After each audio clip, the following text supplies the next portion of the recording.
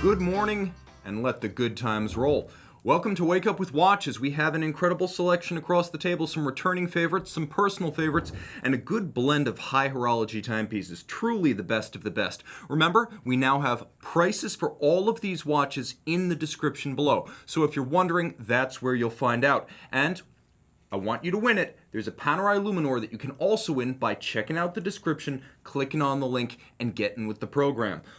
Jumping straight in, let's remove my beloved Zin Easy M11. You guys know it so well. Let's start with the thumbnail watch. Let's offer instant gratification. This is a model that was discontinued back in 2013 and is already being considered something of a modern classic.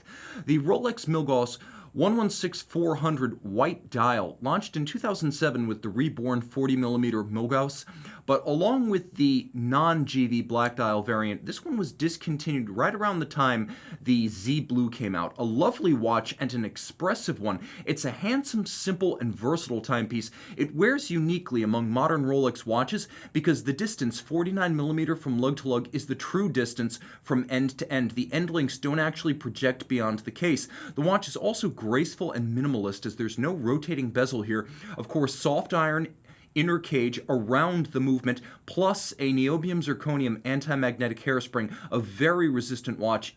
I'll let you in on a secret, it is far more than 1000 Gauss. The dial is handsome and nuanced with a combination of black accents. As you can see, the indices themselves are blackened. The hands at center a combination of white gold and that lovely shock of orange on the lightning bolt seconds hand, which was itself born of the first 1950s Milgauss references. A white dial, not silver, not matte opaline. This is a true gloss white dial like you'll find on the Explorer 2. And then outboard, you have both orange hashes and orange Arabic numerals for the minutes and the seconds.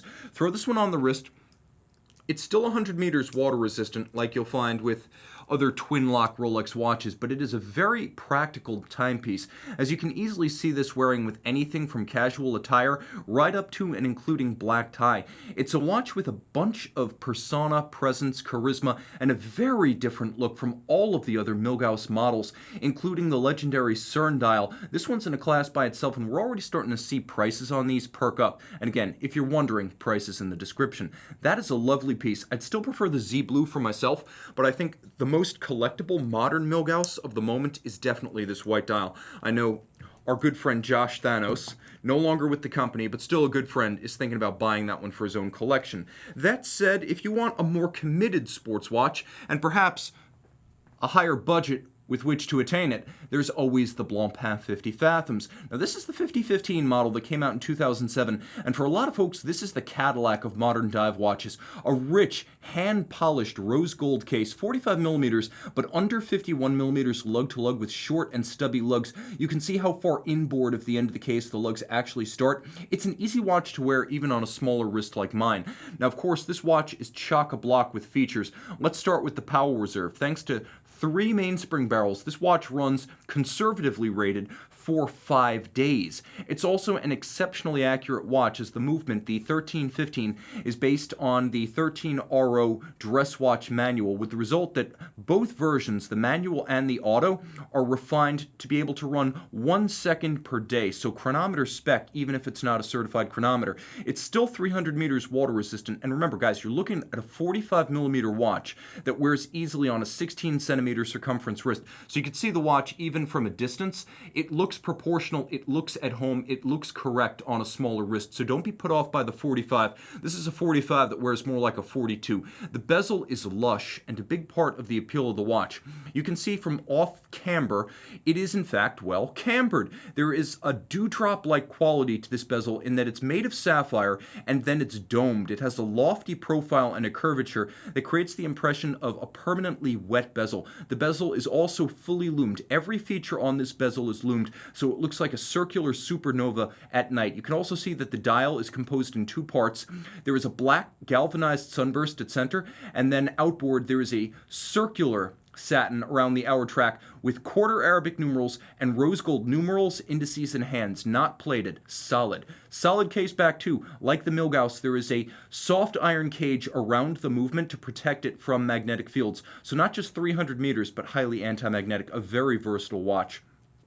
I would also venture to say it is more finely finished and just as beautifully made as that other oversized sports watch from Les Brassus, the Royal Oak Offshore. And speaking of Royal Oaks, let's take a look at a little gem that debuted back in 1983. After the perpetual calendar of 1981, this was part of the Charter family of complicated Royal Oak models. Now this reference, of course, 36 millimeters, it's the 25594 ST, the owl with a moon phase, which is to say it is the Day-Date with a moon phase. The dial is a lush Grand Tapisserie in black with a wonderful micro texturing cut on a pantograph. This was back when Stern Frère, a company descended from the original dial maker of the Stern family of Patek Philippe. That was when Stern Frère was making the dials. White gold hands, white gold indices, and you can see fascinating construction as it's a monoblock case. There is no separate removable case back. So as with the original Royal Oak Jumbo, this one's designed to Genta's original specifications with a solid case and case back milled out as one component. Now the thing about Royal Oaks is that they all wear larger than their nominal size. So though this is a 36, you should probably think of it as more of a 39. 16 centimeter wrist, you can see it's a flat watch, it's a broad watch, and it really does have a lot more presence than a 36 normally would. Think of it as a 39 and you get a better sense of its fit. I always tell people size down one size, maybe even two from your normal when ordering a Royal Oak, and this is emblematic of that precept. As you can see, the watch is lovely. Integrated bracelet, integrated lug profile, integrated bezel, all of this handsomely hand finished. And what you're paying for when you buy a Royal Oak is in large part the manual finishing of the bracelet, the bezel, and the case. It's world class, it's exemplary, and it's industry leading. And that's a wonderful traditional Royal Oak, late E series, so late 1990s, and a wonderful look back, not in anger, but in nostalgia. Let's talk about a dress watch. Let's go for a great one. F.P. Journe Tourbillon Souverain. And this is the very rare Régence Circulaire dial. A timepiece with a engraved, and let's get really close, an engraved solid red gold dial. That's just the beginning. You can see it's a compound complication with a power reserve indicator, 42 hours, a tourbillon beating away at 21.6, and then there is an additional complication that you can't see just yet because we're in sweep seconds mode. When you wind this watch past approximately 12 hours of power reserve, the sweep seconds mode turns into a deadbeat seconds mode. And that's because there is now enough energy to run the remontoir d'égalité, the constant force device that is based on a linear titanium spring on the reverse side. And you can see how the quantized 1 second bursts of energy being meted out by this mechanism from the barrel to the escapement are expressed as a deadbeat second system. So you actually wind up with a deadbeat second that is simply a extended pinion off of the remontoir device. A very cool tourbillon as it features a lovely wire-style filigree cage. I'm going to try to get as close as I can to the camera and keep this one in focus, but the detailing on the tourbillon is second to none. You can see that there is a continuously rounded half bridge for the tourbillon that is all black polished or speculaire. You can also see that there's a lovely pattern with real depth and texture to that Régence Circulaire, and that's all rose gold. The case is rose gold, the dial is rose gold, and remember, this is modern F.P. Journe. The movement itself, bridges and plates in 18 karat rose gold. Black polish on the mechanism for the remontoir, and of course there is a sunburst pattern on the crown and ratchet wheels with an extended swan's neck style click spring and a lovely ratchet style indexing click. This is a gorgeous watch that's easy to wear as the timepiece is only 40 millimeters and quite slender, 48 millimeters lug to lug, so anyone can wear this watch. It's handsome, it's unique, it's extravagant, and of course these special dials are only built in the dozens per year, making these among the rarest of F.P. Journe's modern manufacture. And of course, F.P. Journe making somewhere between about 660 and 900 watches a year. Any F.P. is bound to be a scarce timepiece. A really lovely watch, and a timepiece that is very Journe. He loves to do custom dials because having invested entirely in the manufacturer of dials, they are also in-house components at Montre-Jaune. Now we're going to jump to a comparison that I find particularly compelling because we're looking at two watches of very similar size, composition, and mechanical specification. Now you can see, in my right hand, Vacheron Constantin Malt chronograph, or as the dial declares, chronograph. I think it's a bit fatuous perhaps, but maybe fabulous for it. A lovely and extravagant tribute to Vacheron's historic florid lug design. Now, adjacent, you have the Patek Philippe 5070G, a timepiece that came out in 1998. The version you see right here in white gold was made from 2002 to 2006, about 250 pieces per year. The Vacheron bowed in the middle of that production run in 2004. Now, the Vacheron is 41.5 millimeters in white gold. The Patek in white gold is 42 millimeters, so they're very close in size. Patek Philippe, of course, finishing the watch to the same standard as Vacheron, but do not mistake these for mechanical duplicates. They are anything but that. Let's start with the Vacheron. I have to admit that this is a sentimental favorite among the watches on the table because it's a bit of an underdog. These are in every way equivalent to the quality of the Patek, but they sell for a fraction of what you'll pay for a 5070G. Now on the dial, you could see a few decisions were made that I approve. There is the staggered Arabic and circular index design that's redolent of the 1950s. There is also an undulating interference-style guilloche wave pattern on the center dial. I appreciate that there are polished chapter rings for each of the sunken sub-registers. Let's fire this one back up. I may have to wind it again. That's part of the fun of my job. I get to wind beautiful watches, and it winds beautifully.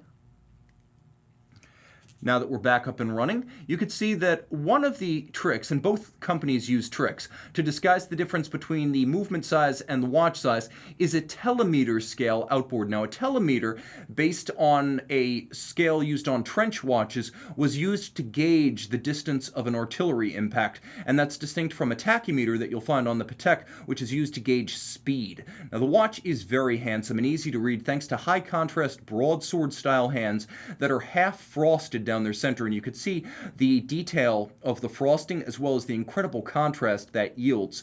Turn the watch over, and well, this is Vacheron's caliber 1141. It's based on the Lemania 2310 Bausch, but don't confuse this for a standard Lemania. The Lemania, in more or less unmodified state, went to the moon with Omega back in 1969. This one hails from Geneva, and it is lovely. A big slow beating balance, 18,000 vibrations per hour, black polished swan's neck index. You can see that there is actually a wire hairspring guard for the Breguet overcoil. The watch is adjusted in 5 positions with that handmade Breguet. That little wire that runs from the bridge adjacent to the half bridge. So you have the balance bridge and you have the escape wheel bridge. There's a wire that runs between the two to prevent the overcoil from hooking on the regulator. That's what a hairspring guard is, and you see it on a lot of older overcoil watches. A lateral clutch, which you can see in action, and a column wheel. Vacheron leaving its column wheel uncapped with black polished screw at center and crenellated towers. Now activating, you can see the clutch moving into and out of contact with the driving center wheel of the chronograph. You can also see when I retract and reset the hammers falling on the heart cam at center. Now let's take a look at Patek Philippe's version of this movement. You guys know the 5070G well. It's recently been on the show, and it's a star in its own right. This is one of the modern classics. It's on Olympus already, but you could see that there is a double scale used outboard. You have a 60-second scale for reading the chronograph, and then inboard of that you have a tachymeter scale for the same purpose as the telemeter on the Vacheron, disguising the disparity between the 42mm case and the size of the movement. Now, one feature I love to demonstrate is the hand-rounded seconds hand. So that has been rounded on a miniature roller so that you don't have any apparent distortion of the hand due to the curvature of the sapphire when viewed head-on. A lovely handmade detail along with the gradient of the oxidation on the fire-annealed blackened leaf-style hands. But turn it all over and you can see that Patek did things a little bit differently than Vacheron, and I'm going to show you every way in which these two watches are different on the reverse side.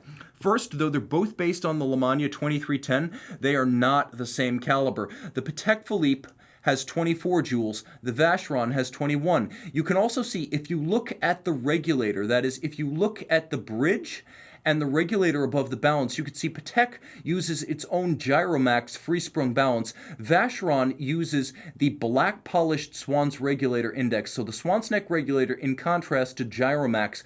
You'll also note that Patek uses a slightly larger balance to create a higher moment of inertia, and you can see that when you compare them side by side.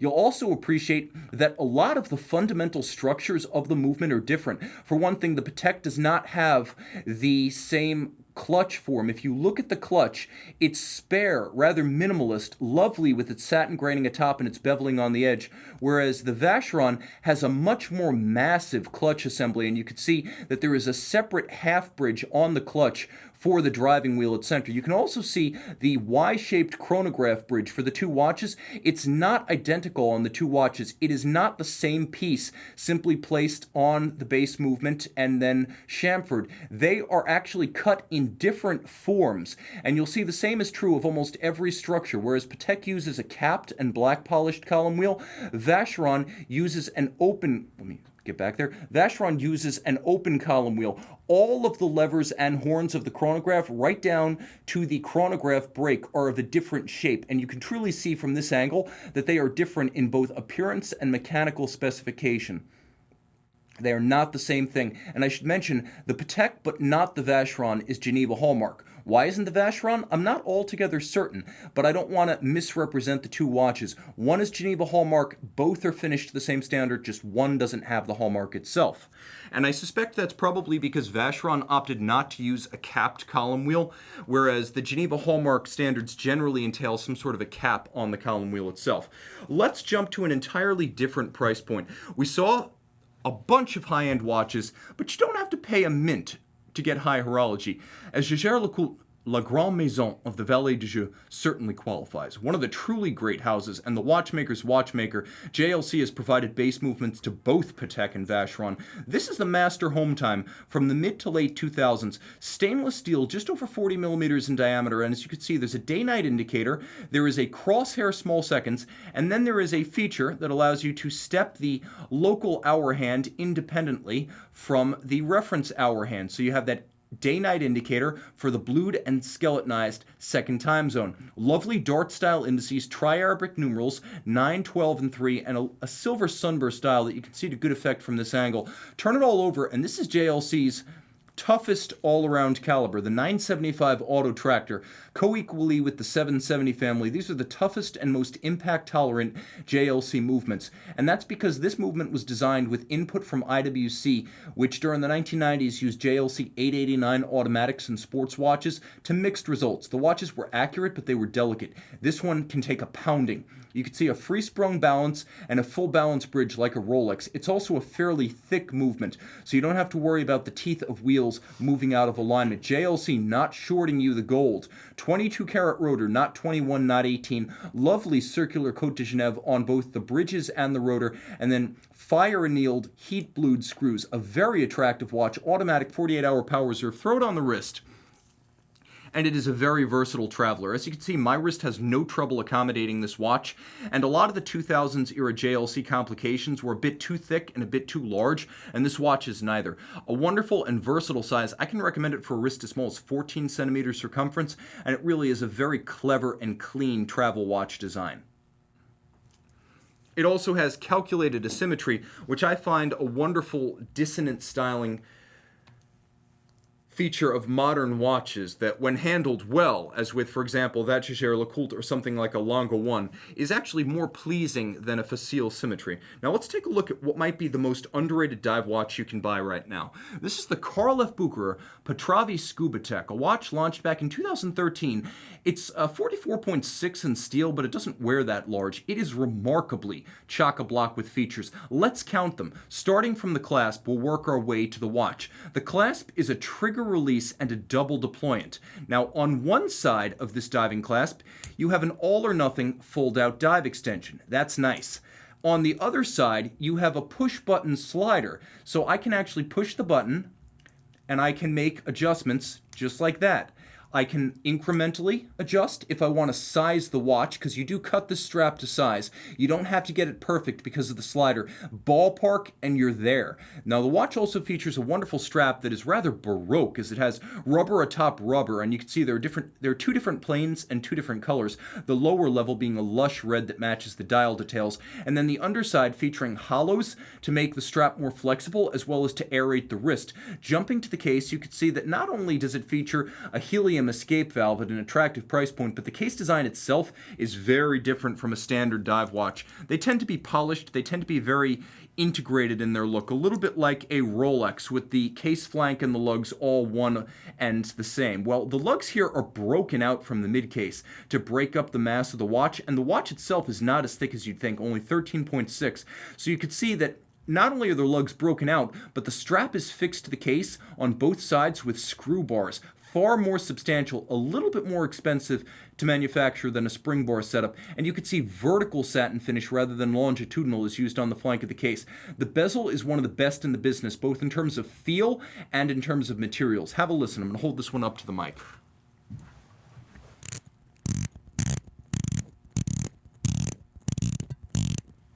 It's very sharp, it's very crisp, it's very precise, it's 120 clicks. It has a sapphire-capped, oversized luminescent pearl that you can line up with that oversized and rather imaginatively designed minute hand to quickly read a 0 to 60 time. You do have ceramic inserts, both red and black in the bezel, so it's ceramic capped and highly scratch resistant. You have a applique dial, not printed, 500 meters water resistant, a COSC certified chronometer. You have a recurring, and I have to say, in person, quite subtle manta ray motif on the dial, and then you turn the watch over, and you can see that the manta ray really is the patron beast of this line. Inside the case, it's an SW200 in chronometer spec, which means it's tank tough, it's simple, it allows the watch to be fairly thin for an aggressive diver, and it is very precise in chronometer spec. Throw the watch on the wrist, and I'm actually surprised how well it wears. It's 52.2 millimeters lug to lug, which means I wouldn't necessarily wear it on a wrist smaller than 15 centimeters circumference, but the shape of the lugs, rather tightly cropped and then downturned at an angle, it does wear well on a small wrist, and I find this just as viable as the 45 millimeter 50 Fathoms 5015 that we discussed a moment ago. A lovely watch from an up-and-coming brand relaunched back in 2001. Carlet Petrova is the house brand of Petrova of Europe, which is the world's largest Rolex dealer and the largest watch vendor in Europe. So that is now a brand in its own right, and 18 years going strong, it's a brand on the rise. I even want to show you the crown side, because the crown side of this watch is lovely. The crown itself is color keyed to the dial, the strap, and the bezel. And you can see not only is it color keyed, but there's a very sharp and deep double row knurling to make the crown easy to grip. There's a combination of polish and blasting on the crown face, and that's just the detail of the crown. Plus there are removable module crown shoulders that can be replaced if they're ever gouged in the line of duty.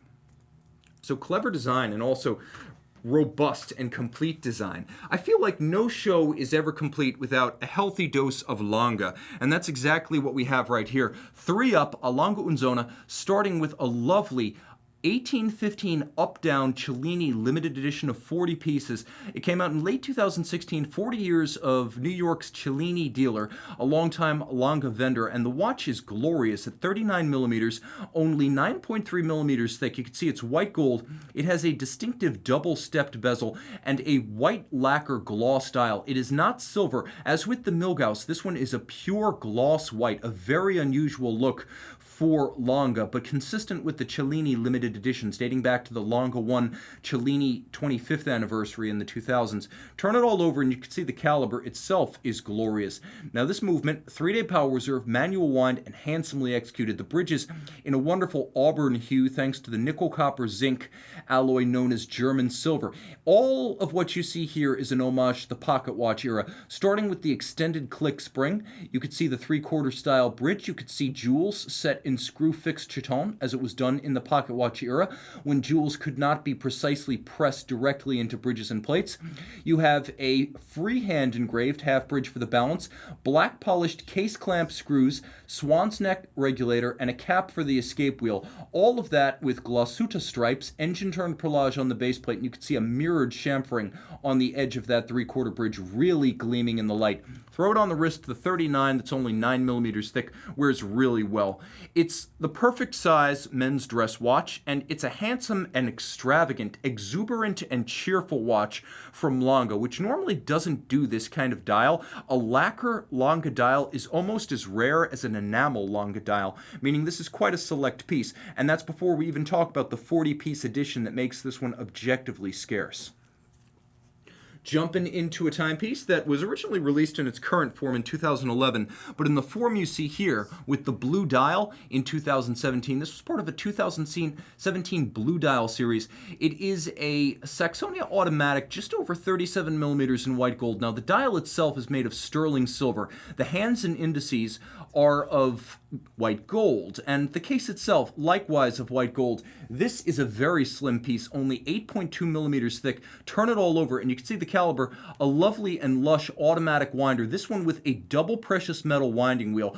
The winding wheel, which is engraved, is 21 karat white, or I should say yellow gold.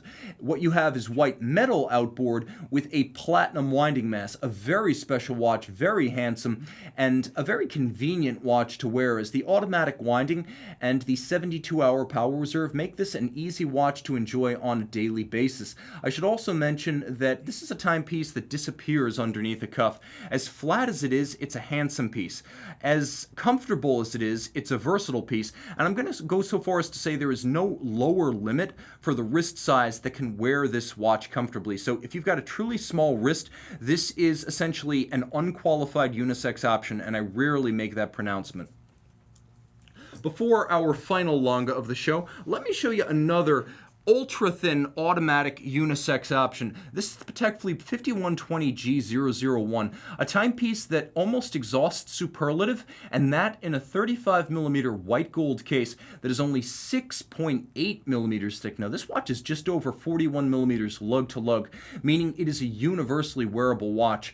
It's also a handsome, simple, and iconic Patek Philippe automatic winder. 2 hands, white dial, Roman numerals, hobnail bezel, turn it over, caliber 240. Now, this is Geneva hallmark, as you can see. The caliber 240, automatic winding, 48-hour power reserve, 22 karat micro rotor mass, and of course the highest standards of finishing. As you can see, those mirrored chamfers on the edge of the bridges lighting up. You'll see the same treatment in all of the jewel and screw countersinks. Stripes, of course, across the bridges, perfectly aligned, as well as across the rotor. Engine turned perlage on the base plate, free sprung 21/6 beat rate, a very handsome and elemental movement that is nevertheless still Patek Philippe's premium automatic winder. Throw this watch on the wrist, and if you prefer traditional 1950s and 60s sized men's dress watches, then this is for you. A watch that is discretion incarnate. It's a way you can wear a Holy Trinity brand without calling undue attention to your wrist. A real connoisseur's piece. This is probably the slimmest and most minimal automatic winding Patek of the modern era. Now, back to Longa. I promised you a timepiece that would finish out our course of 3, and I think I saved the best for last. Certainly my favorite of the 3. This is the Longa DayMatic. The DayMatic launched back in 2010. 39.5 millimeters in white gold with a lovely metallic blue dial. This specific variant was part of that 2017 blue dial class of lightly modded but handsomely adorned intermediate updates to the product family. Now, this is a Day-Date watch with a Grand Date. You lose the power reserve of the standard Longa one, though you still have a 3-day, 72-hour power reserve. You don't have the power reserve indicator. In its place is a day indicator over at 9 o'clock, adjacent to the date, so you have small seconds, hours, minutes. It is a loomed watch. You can see it at night, and that includes the day indication, which you can see, as with the Longa power reserve, has been loomed. A lovely satin blue dial. The dial base itself, again, sterling silver. Turn it all over. Well, this is an automatic winder, and the nice thing about it is you still get that 3-day power reserve that you would get with a standard Longa 1. This is the DayMatic, and of course you have that same double precious metal winding wheel. You have 21K, you can see it right under my finger, and then platinum PT950 for maximum mass, black polished cap at the center of the rotor. You can also see that it still retains the essential 3/4 style architecture of the Longa bridges, even if it is cut into sections to aid servicing. You have the jewels set in chaton, the blued screws, the perlage, the black polished swan's neck, and of course the freehand engraved half bridge for the balance with no two exactly alike. There's even a black polished cap for the escape wheel. A watch that wears easily and substantially. I can say that once you get up to 39.5 millimeters with a white gold Longa, you do start feeling the weight. So the impression on the wrist is of a very substantial timepiece, and you start to be aware of its presence, which I actually find reassuring and frankly kind of cool. But nothing feels more dramatic on the wrist than platinum. In fact, I would go so far as to say white gold is closer in feel to steel than it is to platinum. And platinum on a Rolex is truly something special. That's exactly what we have right here. An Italian calendar 218206, the Day-Date 2 in its largest 41 millimeters. Remember, the Day-Date 40 came out in 2015 and immediately scaled everything back. It features pivoted end links, so it's not as massive across the wrist. It features a smaller case, so there's both less size and less platinum. Less platinum is not more fun. This is the iceberg dial. I call it that because it's Rolex's distinctive glacier blue with stones. The ice set on white gold indices, a combination of baguette cut and brilliant cut. Throw it on the wrist. This is a very special experience. The watch of incredible mass and incredible class. With the platinum, the rarity of this model, before we even consider the set dial and the Italian calendar, this is a rare model. Once you add those distinguishing features on this unit, you wind up with a very scarce Rolex combination indeed. And this was the first modern Rolex watch to feature ceramic-coated pins inside the bracelet. The pins are ceramic-coated so they can never thin out, and the bracelet can never stretch. You'll find that on every Day-Date 40 bracelet, but only the Platinum Day-Date 2. A big watch that spans about 53 millimeters from end link to end link across the wrist. You really feel the substance of this piece. And not for nothing, but Rolex doesn't short you the platinum, giving you a solid platinum case back that probably weighs about 2 ounces by itself. They don't give you a $30 sapphire that weighs nothing and costs nothing. I actually see this as a mark of integrity. A very substantial watch with the President bracelet in platinum and the crown clasp likewise in platinum. This is one of my favorite Rolex models, and an Italian calendar makes every watch that much sexier. A very special piece. And the ultimate in Rolex exclusivity. And we don't use that word too often with Rolex, exclusivity. Everyone has a Rolex, but when you have that Rolex, rest assured, no one else has that watch at your red bar. Let's jump into a Rolex that frankly we just don't discuss enough because we don't see it that often. But this is probably your best bet in modern collectible steel Rolex sports watches. The 116600. We have one every once in a while, but I'd say we probably have about 12 deep seas for every one of these that show up. This was launched in 2014 and discontinued for 2017, so it had a 3-year run.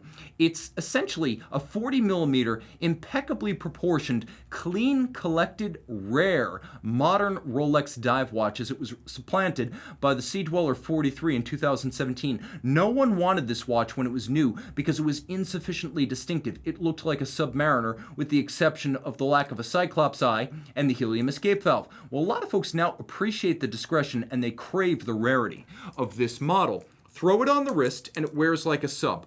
Unlike the Sea-Dweller 43, which feels a little bit more like a deep sea than a Submariner, this old 40 millimeter Sea-Dweller just looks and feels like a sub. So if you can wear a sub, you can wear this. And if you can cuff a sub underneath your sleeve, you can cuff this watch. Now there's a lot more capability here in terms of the diving depth. You're talking well over 1,000 meters, helium escape, ultimate thickness of the sapphire is what eliminates the Cyclops eye. And then you get the best clasp that had been offered on a 40mm Sea-Dweller up to that point, as you have both flip lock and internally glide lock. So you have about 2 inches or 50mm of adjustment. This is a wonderful all or nothing if you're going to wear it over a dive suit, but it's also great for sizing if your wrist changes size during vigorous activity. Look at that dial. How could you not love that black lacquer, bottomless, glossy gleam, the Serichrome bezel insert with the platinum deposits inside the wells of the indices and the numerals,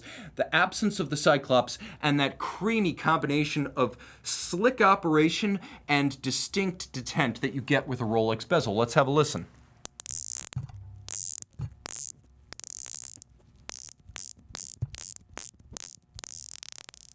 It is very sharp.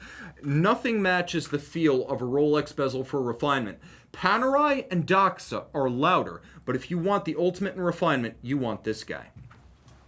Okay, enough sports watches and enough Rolex. Let's pull something completely out of left field. Let's go with a 20-piece limited edition platinum Azuri dial, 44 GS case, Grand Seiko spring drive. This was part of the Azuri series of the last year. 20 pieces offered in platinum. This is one of the 20. Now you can see the dial, Azuri, or essentially Japanese for shiny painting, designed to emulate the appearance of that craft art, and you could see how it fades, waxes, and wanes from different angles with respect to the light. It's almost holographic with a three-dimensional effect, but it also has a disappearing effect at certain angles that makes it enchanting and almost magical. Every feature of this dial, from the Azuri base to the handcrafted Dauphine-style hands and indices, you can see that they have been black polished and faceted. Those are manually crafted. The case itself, the 44 GS form, descended from the 1967 44 GS. It has been black polished against a tin milling wheel, with the result that it is a mirrored surface, and I should remove my fingerprints.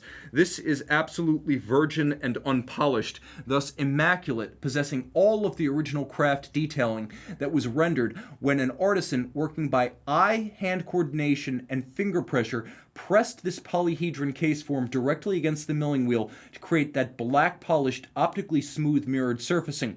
There is a hairline satin finish through the mid case, and you can see on the wrist it's actually quite compact. 40 millimeters, 46.5 millimeters lug to lug, only 12.8 millimeters thick. This one wears easily, and you can see how much clearance I have on both sides of my wrist. Now, it's a 3-day power reserve. There's a power reserve gauge on the dial. You can see that the hand for the seconds is both fire annealed blue steel, and then it is also sweeping in the continuous unbroken motion of spring drive. This is not a high beat movement. This is a no beat movement. It's continuous motion distinctive of this technology, which took from 1977 to 2005 to perfect as an automatic spring drive mechanism. And you're not just getting spring drive, you're getting hot rod spring drive. This is the 9R15 with the Golden Lion solid gold medallion in the winding mass. You're getting a spring drive that's accurate to 0.5 seconds per day or 10 seconds per month. Standard spring drive is plus or minus 1 second per day, 15 seconds per month. So think of the percentage difference, and that is a big deal. There's a unidirectional governing wheel. This is a quartz oscillator watch that is powered entirely by a spring. There is no battery, there are no stepper motors, and there are no capacitors. The action you see here is driven by a mechanical drivetrain and the spring. All of the electrical energy is created by spring and kinetic energy, and this is an entirely mechanical drive with the soul of a mechanical, but the precision of a quartz, and that is very Grand Seiko. I want to show you something I have never seen, and perhaps you haven't seen either, but it is a full deployant clasp, and I'm going to turn it over because internally it identifies the clasp components as a combination of PT950 and PT900, so the smaller components are made of the harder PT900. I have never seen any but 950 Platinum used on a clasp. Grand Seiko over-engineering this watch to use a harder grade of platinum to make it more resistant to bending. And that is the true weakness of most platinum clasps. That's, for example, the reason JLC no longer makes platinum clasps. If you buy a platinum JLC, you're getting a white gold buckle. And Grand Seiko going the extra distance to give you a platinum clasp with a platinum watch is the ultimate in integrity. A line we don't often discuss, but which frankly is somewhat underrated, is the Vacheron Harmony. This launched in 2015, and the Harmony dual time is probably the most practical of the line. 40 millimeters wide by 11.5 millimeters thick and 49.3 millimeters lug to lug. There's a wonderful nuance to this case, and of course you can see pre-owned watch, so I always like to declare any marks that might exist. After all, no two pre-owned watches are exactly alike. But as you can see, that's mostly just a fingerprint that principally wipes off. The case itself, handsome, all of high polish, inspired by the pre-Art Deco period. This is not an Art Deco tribute. This is more of an Art Nouveau era watch, and you could see that in the hand-painted blue lacquer numerals on the white dial, and you could see that in the florid, almost Gustav Klimt-inspired 22 karat rose gold winding rotor. Geneva hallmark movement, caliber 2460. It does feature hacking seconds in addition to the dual time functionality. You have a second time zone and a day-night indicator. It's a handsome watch and an easy one to wear as the cushion case nicely wraps around the wrist with a lug form that does a good job of avoidance of projection. So it doesn't project out in a board-like form. It actually wraps around the wrist, avoiding awkwardness, even if your wrist is borderline. And I'd say this watch is fine for a wrist as small as 14.5 centimeters. Once again, my wrist 16 centimeters, and I could happily wear this watch. Now, we enter the final rounds, and three watches that just knock my socks off, starting with a watch I actually experienced on its debut at Basel in 2016. And this is the 41mm stainless steel and tungsten Omega Constellation Globemaster annual calendar. All applique indices, fully lumed, 100 meters water resistant. This is the rebirth, along with the standard Globemaster, of the Blancpain Constellation. So you have a tungsten knurled bezel outboard, very scratch resistant. You have a stainless steel cushion profile case. On the reverse side, you have the image of the observatory, reminding you that the original 1952 Constellation was an observatory chronometer. This is a master coaxial. So as you can see, this is a master chronometer, a very precise watch that's also an annual calendar. A rotating radial index indicates the 12 months of the year, and then you have the date down at 6 o'clock. So you adjust this watch once a year during the jump from February to March. It is an annual calendar. It is also a 60-hour automatic winder, 60-hour power reserve, 100 meters water-resistant, anti-magnetic silicone hairspring, effectively an amagnetic watch, a very practical and handsome grayscale watch with polish, satin, and inside and out. The bezel in tungsten is not the same gray as the steel. There's a subtle contrast with the tungsten, a darker gray, and you can see this watch from a distance with proportionality superb, nicely matched to my wrist. This is a big watch at 41, but it doesn't wear as a huge watch. I really like this one, and between this and the standard watch, I might be tempted to go with the complication because I'm that kind of guy. I love complications. In 2017, for the 45th anniversary of Omega, well, leaving the moon for the last time on Apollo 17, we got the Apollo 17 tribute to Gene Cernan. He was the NASA mission commander of that three-man mission, and this watch is simply loaded with special details. First, 272 pieces in yellow gold, both the tachymeter and the dial in blue ceramic and gloss blue ceramic. Note, instead of the usual calibration to 500, it is a 45 for 45 years. The dial featuring yellow gold garnishing in the form of yellow gold hashes for a racing style. This is a racing dial. Hash mark for the chronograph, applique yellow gold indices. This is not a printed dial like a standard moon watch. It features a yellow gold image of the moon and the god Apollo. Adjacent, you can see the numeral 17 for Apollo 17. It is a loomed watch, and it is a spectacular loomed watch. Turn it all over, and you get a solid 18 karat white gold medallion on the case back with yellow gold garnishing, featuring the image of the cosmos, the American eagle, American stars and stripes, the god Apollo one more time. This is yellow gold gilded over the white gold base, and you can see a tribute to Gene Cernan. It is explicitly dedicated to the great American mission commander. It is not merely an Apollo commemorative. On the wrist, it has a lot of presence, and of course you're getting a full yellow gold deployant clasp.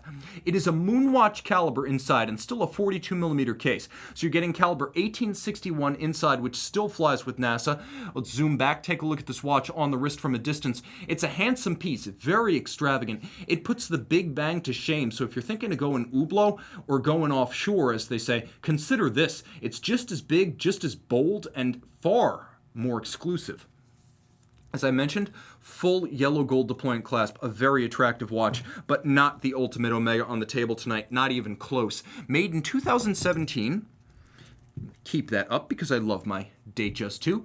Made in 2017 in 87 pieces. This is the Omega Seamaster Aqua Terra World Timer, and this is a monster. This watch is platinum, 43 millimeters, with yellow gold, solid yellow gold, not plated, hands and indices. The dial, with a wonderful bowed-out teak deck pattern, is also made of media-blasted platinum. You could see that Bienne, the home city of Omega, replaces Paris at GMT+1. And then you have an enamel center dial as good as anything offered by Patek Philippe in Geneva. It is a glorious projection of the globe from the North Pole, featuring most of my favorite land masses.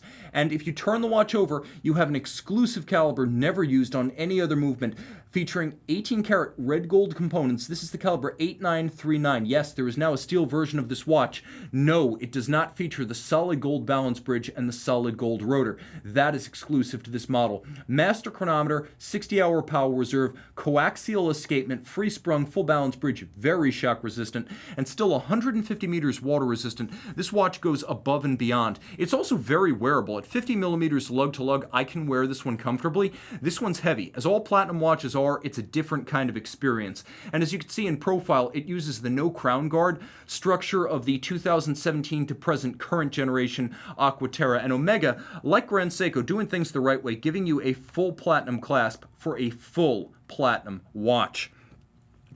Guys, thank you so much for joining me. This was a blast to share. Remember, all the prices are in the description, so if you want to know, now you know. And click link in the description. Please enter to win that Panerai Luminor PAM 523. I'm going to be making the call on the 30th of the month. So if you're watching my Monday show, that's the day I make the call, but the 29th is the last day to enter. Thanks to you. Thanks to my crew. I hope you have a lovely day ahead. Time out, Tim out. Thanks for logging on.